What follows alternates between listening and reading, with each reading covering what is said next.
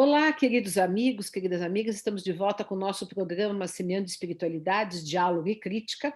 E hoje estamos, Maurício Zanolini e eu, sozinhos, sem entrevistar ninguém, para a gente comentar um assunto aí desses quentes e polêmicos, que nós gostamos sempre de comentar, que é, vamos dizer assim, adotando um termo contemporâneo que inventaram de maneira muito legal, é a espiritualidade gratiluz, né?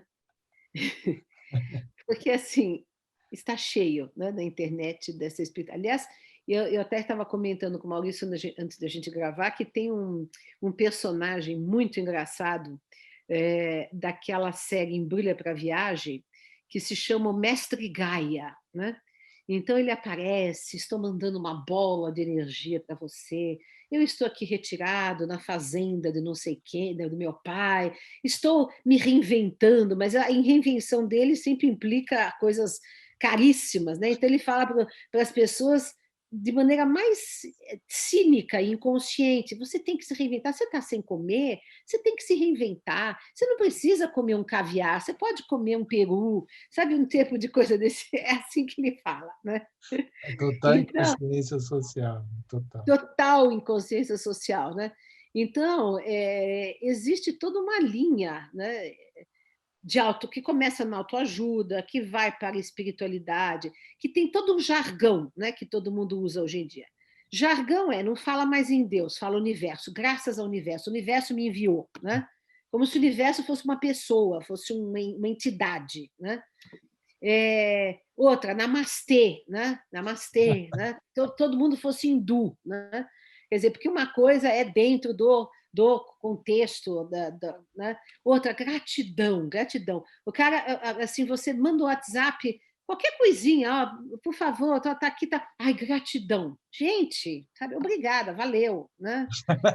Uma coisa Valeu, põe um forte. joinha, põe aquele joinha. A gratidão é o que eu tenho, por exemplo, pelos meus pais, pela a gratidão a Deus, gratidão, sei lá, é uma coisa forte, profunda, o sentimento de gratidão. Não é para desgastar a palavra assim cotidianamente, de maneira tão rala, né?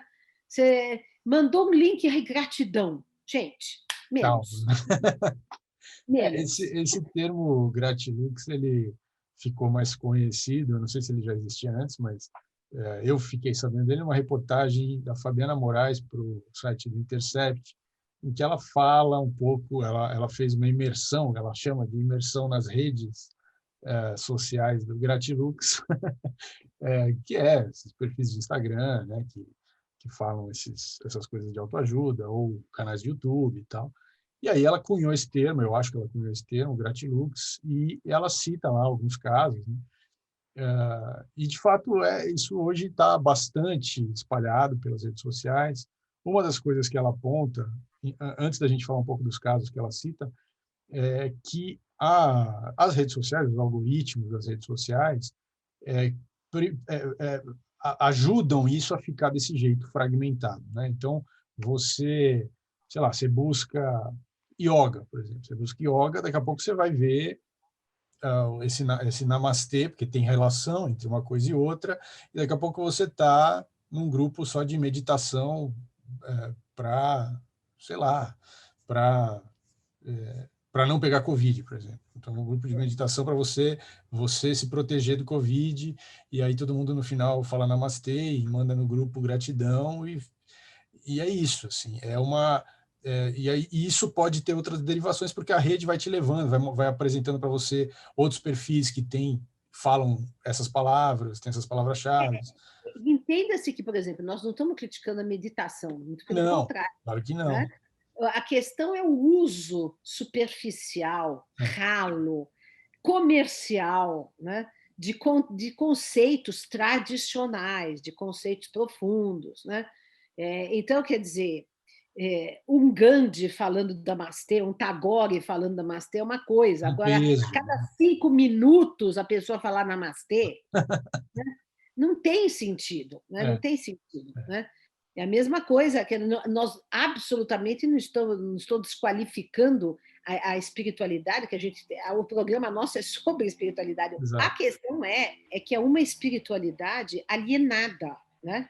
Então, quando você fala que assim, se toca com, por exemplo, com pastores fundamentalistas. Quando você fala que você vai meditar e com um pensamento positivo você não vai pegar Covid, né? Você está menosprezando a ciência, a vacina, a crítica social, a crítica ao governo que É, não permitiu, né? Que nós não teríamos 400 mil mortos a menos se o governo tivesse agido eticamente, né?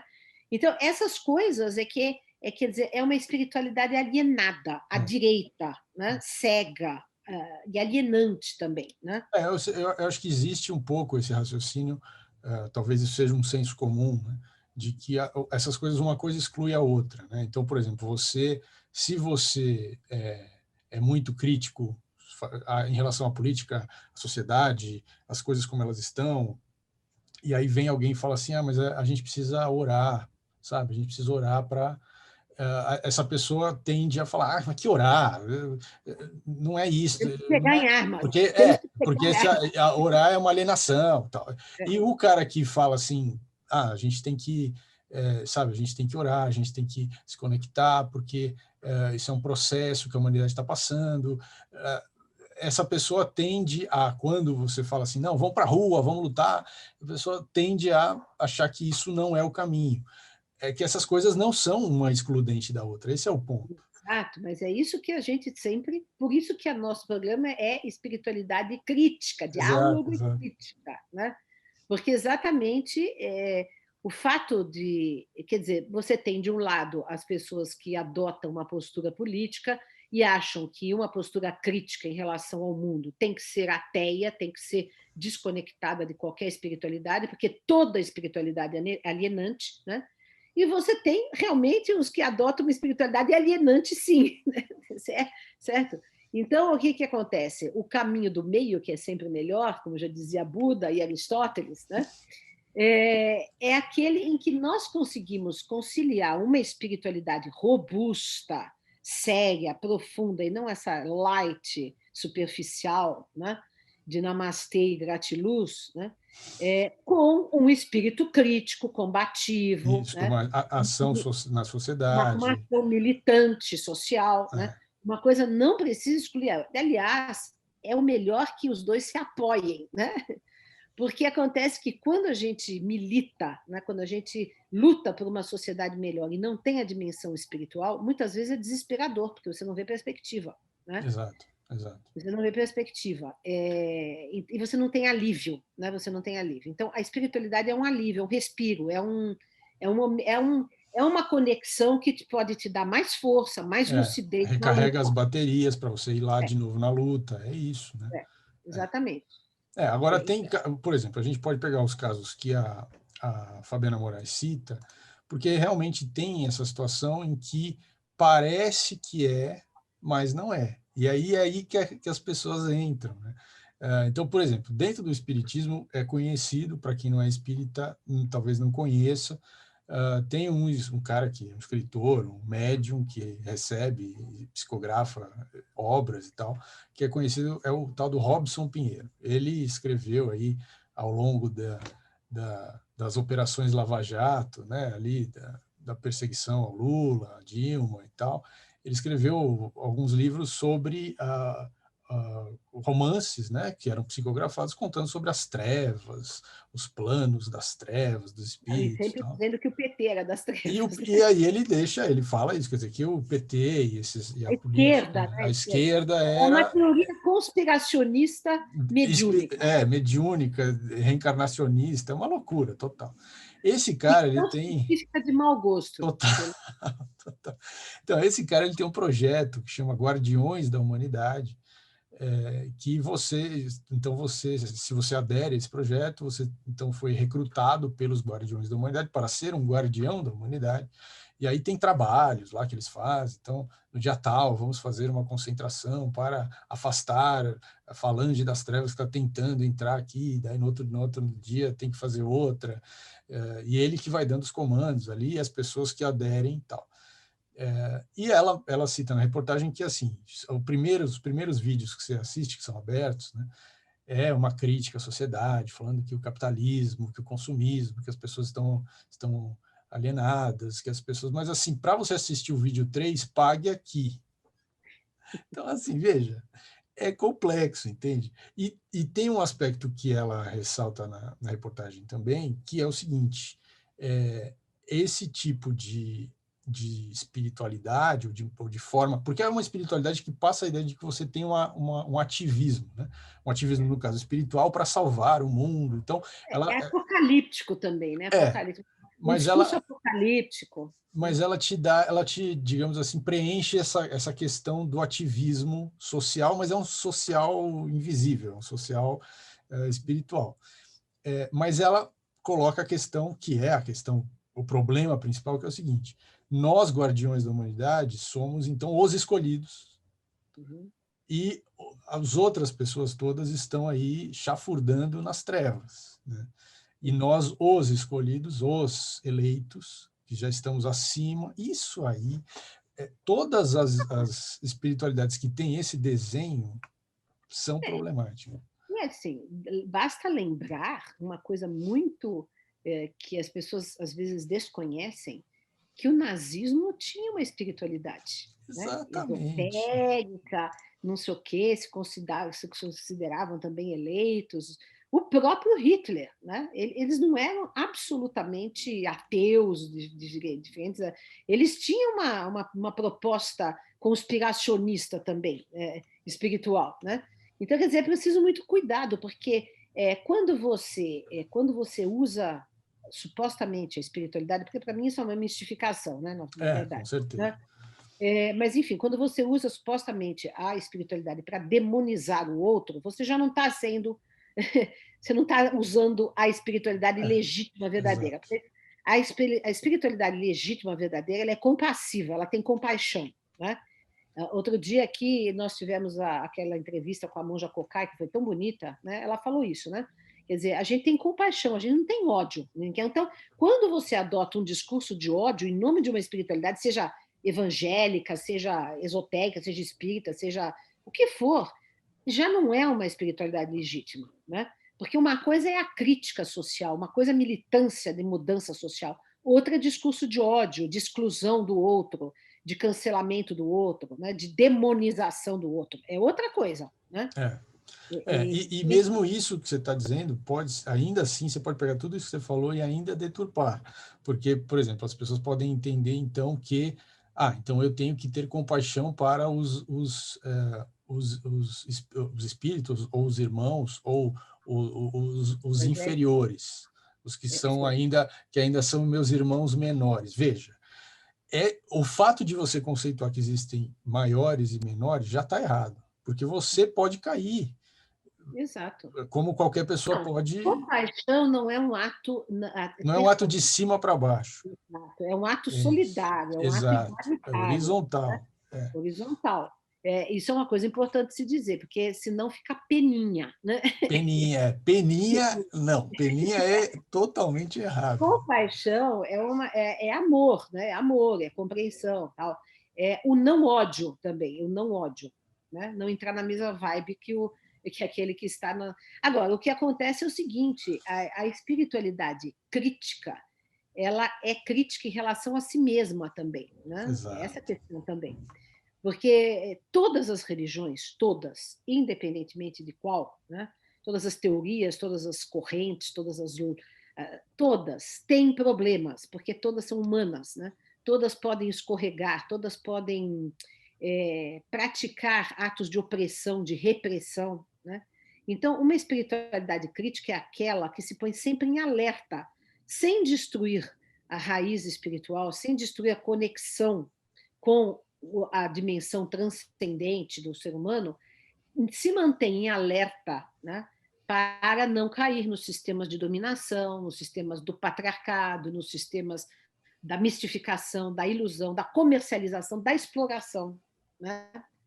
Lembremos que todas as igrejas já exploraram ou exploram. Né? Hoje, Exato. por exemplo, a gente critica os neopentecostais, e, no entanto, lembremos que Lutero, que foi o fundador da Reforma, um dos fundadores da Reforma, ele se rebelou contra a Igreja Católica, que estava vendendo indulgências, né?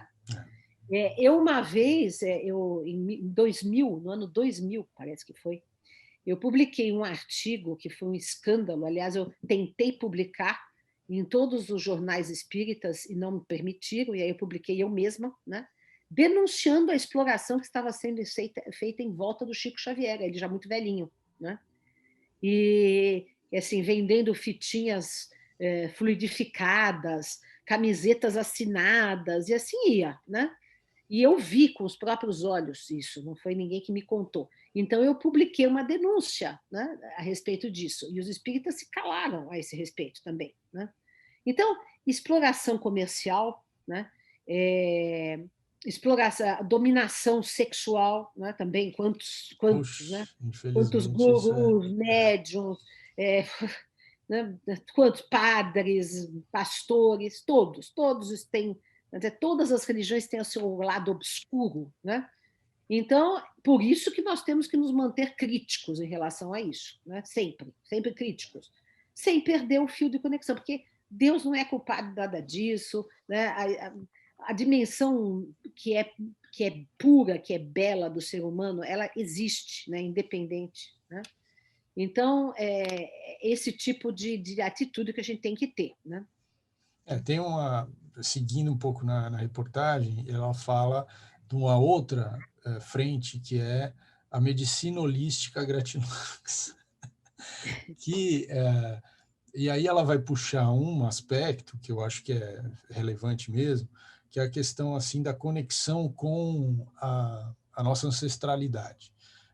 Está dentro um pouco da ideia da coisa sistêmica, né? Que as pessoas então precisam se conectar com o seu sistema familiar e tal, e também com a ideia de Gaia, né? Que é um pouco essa brincadeira aí do pessoal do humor que fala de Gaia, porque também a gente está vivendo esse contexto de colapso climático, então essa conexão com Gaia tem um aspecto que dialoga com essa situação que a gente está vivendo, mas com uma reconexão com a natureza. Esse tema da reconexão com a natureza, ele assim, aconteceu em todas as épocas da humanidade, né? Sempre teve alguém que falou, por exemplo, em algum momento alguém falava, gente, olha, alguém falava, gente, tá tudo perdido, vamos se reconectar com a natureza. Mas esses desenhos de reconexão que podem ser problemáticos, né? Então, o que ela diz na reportagem é que essa ideia de reconexão com valores ancestrais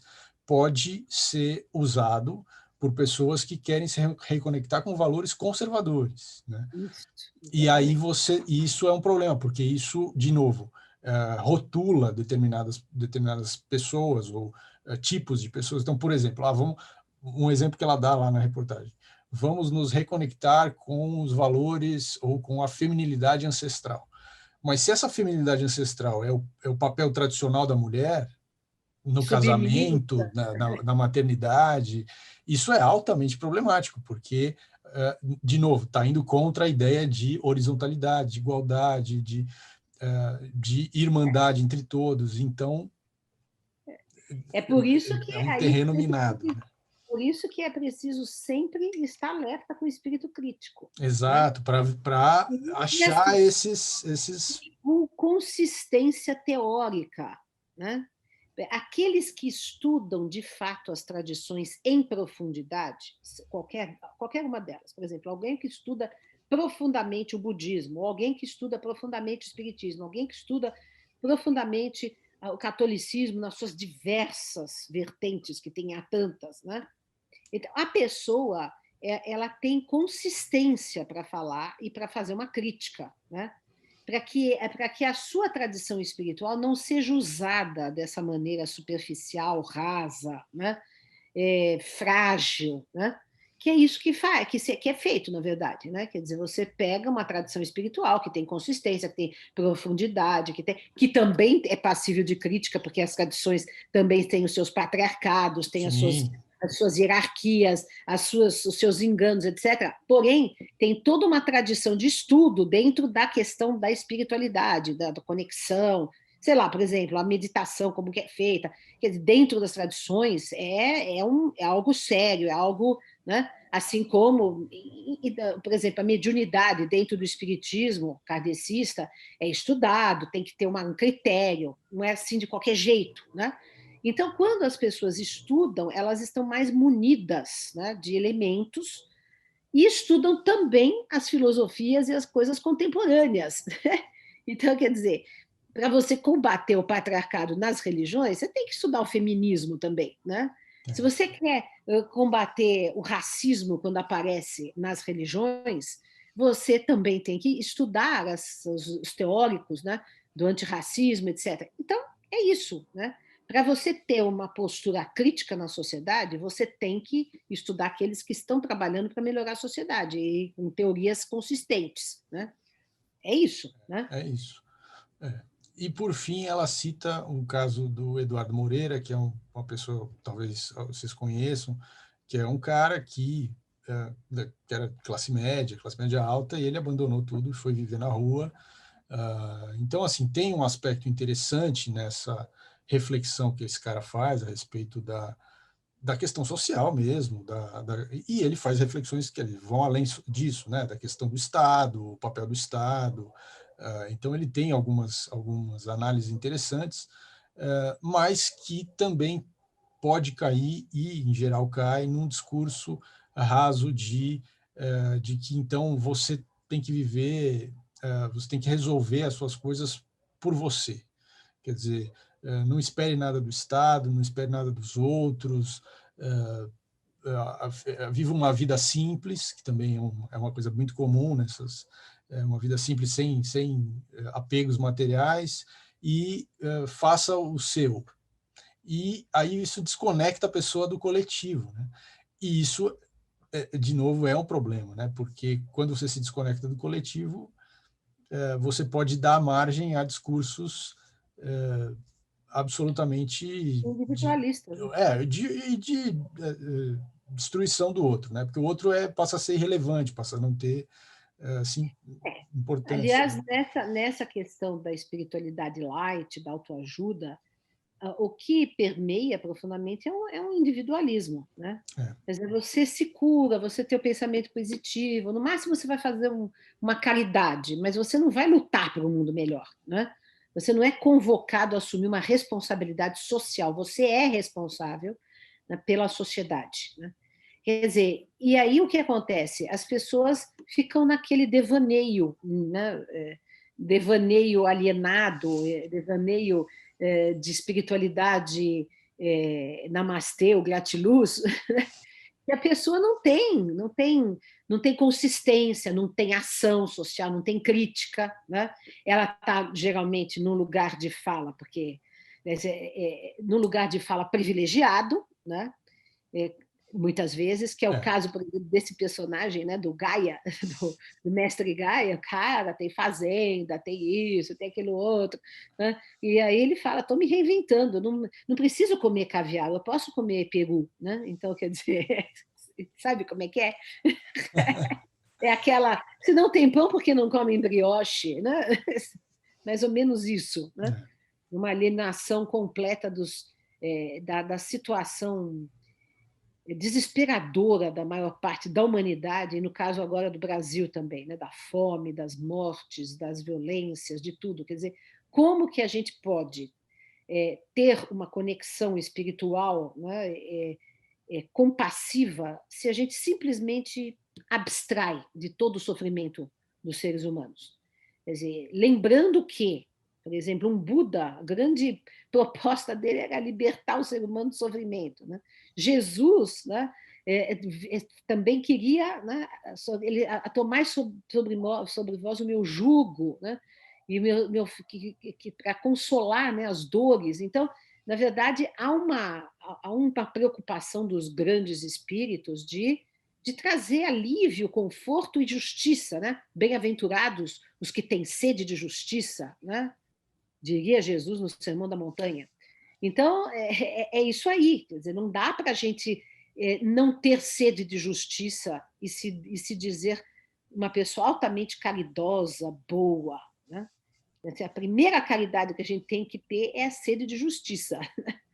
Agora, por outro lado, também uma esquerda mais materialista, mais ateia, também não fala com o povo, não fala, Não fala. não fala com o povo. Né? Primeiro que teorias altamente complexas, escritas e faladas de maneira muito elitistas, né? Então as pessoas não entendem, aquilo não faz sentido. Né? E quando você se desconecta da questão religiosa, não faz sentido para o povo, porque o povo, majoritariamente, no mundo inteiro, tem algum tipo de espiritualidade. Veja-se a União Soviética. A União Soviética, que foi durante 70 anos doutrinada no materialismo histórico, né? Proibido ter religião, abriu o sistema. O que tem mais lá? Igrejas, todo mundo indo na igreja, não Eu acabou a não me religião. lembro qual autor que descreveu isso, mas ele descrevia que assim, a hora que abriu, né, que flexibilizou, abriu, acabou, a União Soviética acabou, as velhinhas assim tiraram do altar da casa a foto do Lenin e do Stalin e colocaram de volta as fotos dos santos Dos ícones, das né? igrejas, das igrejas ortodoxas russas, porque estava guardado, veja, estava guardado. Isso é muito importante para as pessoas. E não incluir isso no debate da política, no debate da vida em sociedade, não importa qual viés você tenha, isso é problemático. É claro que existem pessoas que vão usar esse argumento para manipular as pessoas, e isso a gente sabe, a gente vê isso acontecendo. E essa manipulação funciona porque esse tema é forte. Uhum. Não, isso deixa claro que esse tema é forte. Então, a gente precisa incorporar esse assunto, essa temática, na nossa intenção de transformar a sociedade de forma ativa, porque senão não vai rolar, não vai mesmo. Exato. Quer dizer, e aí cada vez mais as igrejas fundamentalistas ganham espaço, né? É. Porque o que acontece? Eles têm um discurso que agrada o povo, Sim. promete E é isso, esse vácuo que é criado por não incluir a espiritualidade no debate da político. construção de uma sociedade melhor, né, político e social, cria essa busca por uma espiritualidade que acaba criando esse nicho de espiritualidade light. Então, as pessoas são militantes, digamos assim, ou ativistas ou tal, e praticam yoga, falam do bem viver, querem conhecer a Pachamama, tomam ayahuasca de vez em quando, socialmente. Veja, é uma coisa assim, é uma mistura, porque existe a necessidade, não é que é porque a pessoa não tinha nada para fazer no fim de semana. Existe essa necessidade, existe uma busca, mas como isso é mal visto pela questão do ativismo político e tal, então a gente acaba suprindo essa necessidade aí. Só que isso também é muito, quer dizer, é o contrário do que precisaria ser, né? E é É, esvaziante. Então, porque acontece que a espiritualidade, para ela ter consistência e preencher o indivíduo, ela tem que ter uma comunidade, né? Ela tem é que ter uma fundamental. de Comunidade é fundamental. pertencimento, né? Sim. Tem que ter uma integridade, né? Tem que haver integridade nessa comunidade. E quantas comunidades, pseudo-comunidades, É. né? São de exploração sexual, de Tem exploração. gurus, né? Gurus Exato. que vão fazer o interesse dele, não das pessoas, né? Exato. É, Então, as pessoas têm que se imunizar em relação a isso. A educação política é muito importante nessa imunização, sem dúvida. mas a educação espiritual crítica também é importante para a pessoa incorporar esta dimensão, respeitar esta dimensão do ser humano, que não pode ser esquecida, sob pena de nós nos ressecarmos demais, né? E também não termos para onde correr, né? Quer dizer, você está numa luta. Eu já conheci muita gente que está numa luta política, bem intencionada, tal, não sei o quê, mas está ressecado, está, né, tá desesperançado, tá? Porque não tem não tem uma transcendência, né? Não tem algo que possa dar um suporte, né? Em outros sentidos, né? É, Né? E também falar com o povo de maneira que o povo se sinta contemplado e respeitado na sua espiritualidade, né? exatamente, exatamente. Porque tem que ser respeitado. O que fazem os fundamentalistas, os falsos profetas, os gurus, tal, as igrejas exploradoras, é explorar a espiritualidade do povo, né? E manipular e usar como manobra, né? É, massa de manobra, né? Massa de manobra, esse povo através da religião, que é o que está acontecendo no Brasil, que aconteceu no Uhum. Brasil, né? Então, e aí o que acontece? Como a esquerda se retirou do campo espiritual, né? E o campo espiritual fica entregue aos fundamentalistas, né?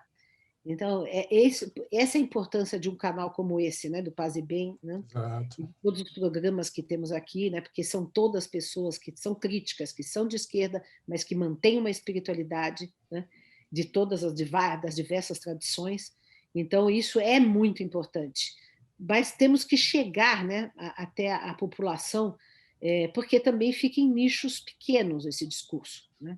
Fica em nichos pequenos, né? É, Porque na periferia, quem vai é o fundamentalista, é o pastor exato, exato. neopentecostal, né? Do Edir Macedo. Né? Vocês veem que assim, o caminho que a gente tem de construção é complicado, porque a gente está indo contra a maré. Mas é necessário, é absolutamente necessário, se a gente quer transformar, de fato, profundamente a nossa sociedade, o nosso mundo. Então é isso, fica a nossa explicação por que Reflexão, existe esse programa aqui. a nossa reflexão de hoje, né? É isso aí. E a gente volta daqui a 15 dias com alguma boa entrevista, tá bom? Um grande abraço a todos. Tchau, gente.